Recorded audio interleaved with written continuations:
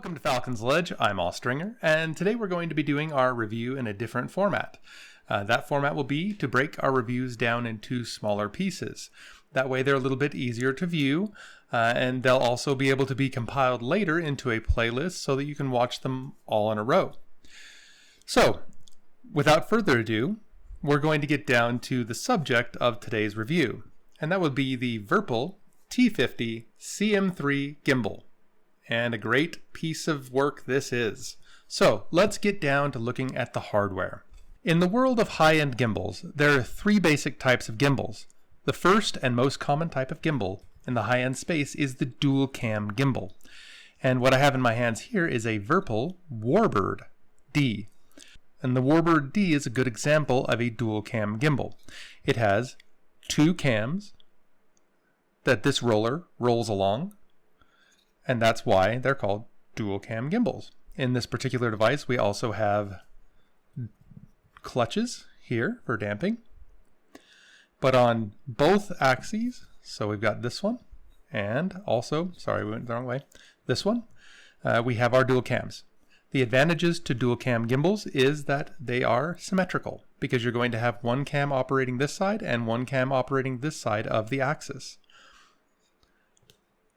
But they're also maybe a little bit more complicated, more moving parts, you could say.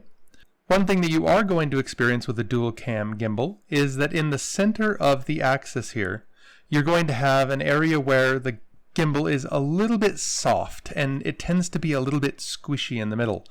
And when you're using damping, that can also result in the gimbal not centering perfectly. Some of that can be ameliorated by greasing the dampers so that they don't have as much grip in the center, which works very well, I might add. Some examples that you might find of dual cam gimbals would be the Winwing Orion, the VPC WarBRD-D. There's also a single cam gimbal, which I don't have one of those here right now, but the VKB Gunfighter is a single cam gimbal. It works very similarly to the dual cam gimbals, but there's only one cam. One upside to that would be that it's a more simple setup. One downside would be that it is possible for them to be not symmetrical, but I would have to say that most people are not going to notice that asymmetry. And that brings us to the third type, which is what I call a long arm gimbal. And that's what the Virpil T50CM3 is. A long arm gimbal, I call it that for the long arm. Yeah, pretty simple, pretty straightforward. Right now there are two gimbals on the market that I would call long arm gimbals, and that is the T50CM3 and the Thrustmaster AVA or AVA. Both of them use a single cam, and they have the same benefits and the same drawbacks as other single cam gimbals. But in this case, you're going to have the two throws that you've got in a gimbal. The two throws would be the upper throw. So everything is going off of this center pivot here. So you can see that everything is pivoting off of that center. So you have the upper throw and the lower throw. And then I guess you could also say that you have the throw that includes the stick, right? Well, because this is considerably larger than a dual cam gimbal, and I'll show you the difference really quickly. Here are the cases of the two Virpil designs. They have the same footprint, but as you can see, the CM3, which is what I'm going to call it from here on out, is considerably taller, and that is its larger footprint. And I guess I wouldn't call it its footprint, but rather a larger amount of space taken up. It's just a larger system. But what that's going to do is it's going to create better leverage against this long arm. And because it's a longer throw on the bottom end, you're going to have more detail in the cam. So the cam movement area, the area where the cam actually contacts the arm or the roller, is much larger. If you look at the throw where this has, the area where it actually touches the cam It's much smaller. Much smaller. Here's this one again. We can see that the area where the cam contacts the roller is a larger throw. That's going to give you more detail.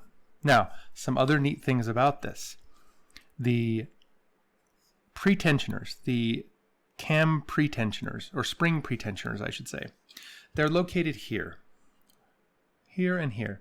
This one is for the x-axis, and this one is for the y-axis. Okay? And you can actually see them move as we pull on those axes, right? So this is what's great about it. And I'm going to have a video very soon about how to configure these in the best way possible. And I'm also going to have a video that's coming out that's going to talk about re-greasing these dampers. I differ with some other YouTubers in regards to greasing your dampers. This is a dry clutch. However, that does not mean that it's not lubricated. That is a misconception. A dry clutch is simply a clutch that is not partially or completely submerged in lubricant. So this is still lubricated. It comes lubricated from the factory with a very small amount of lubricant. And I'm merely adding a better type of specific damping grease. Now, you can use other types of grease in this. The damping grease is just going to perform the best. In fact, there are scenarios where another type of grease might actually be beneficial, like dead stick for helicopters, because you actually want to be able to use higher clamping forces with more lubrication in those joints at that time. You want less damping forces in that case. So, we will definitely have a video on that, and I'll also have a video on how to configure this to operate in its, what I consider to be its best form.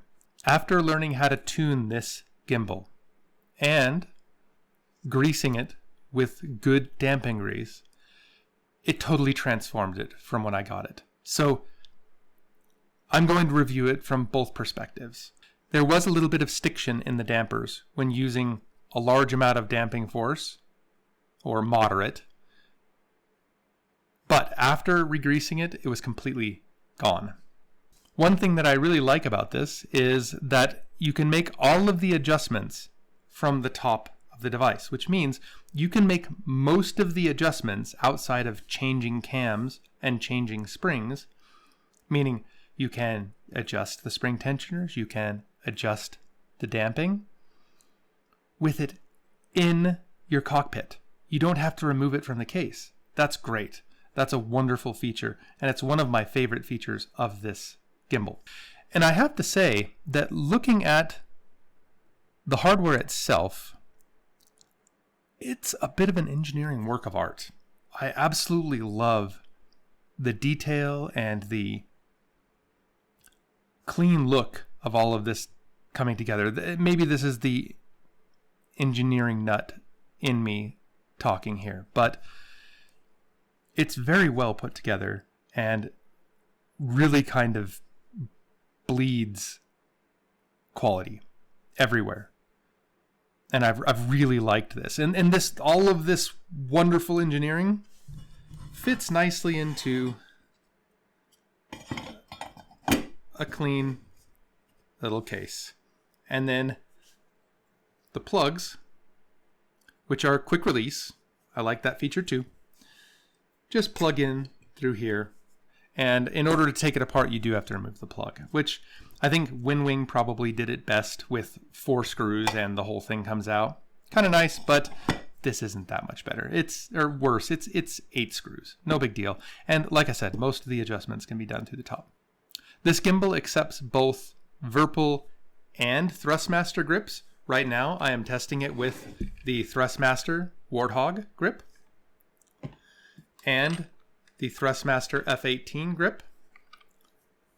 I have also tested it with the Virpil Constellation grip, as you can see because I already did a review for that. Well, that about does it for the hardware review of the CM3 and also the first video in this series. Our next video will focus around configuring the CM3 for best performance. And then the one after that, we'll go through and show you how to re-grease the dampers in both the CM3 and the WarBRD, and explain to you why it is very beneficial to do that even on a new gimbal. I really enjoyed creating this video, and I've enjoyed the time that I've been able to spend with the CM3 gimbal. I really look forward to being able to interact with you and see what your opinions are in the comment section down below. If you haven't subscribed to my channel, please do so now. It really helps us out and it won't cost you anything. If you've enjoyed this video, then please come and visit and watch other videos on my channel. But most of all, have fun, fly safe, and have a great day.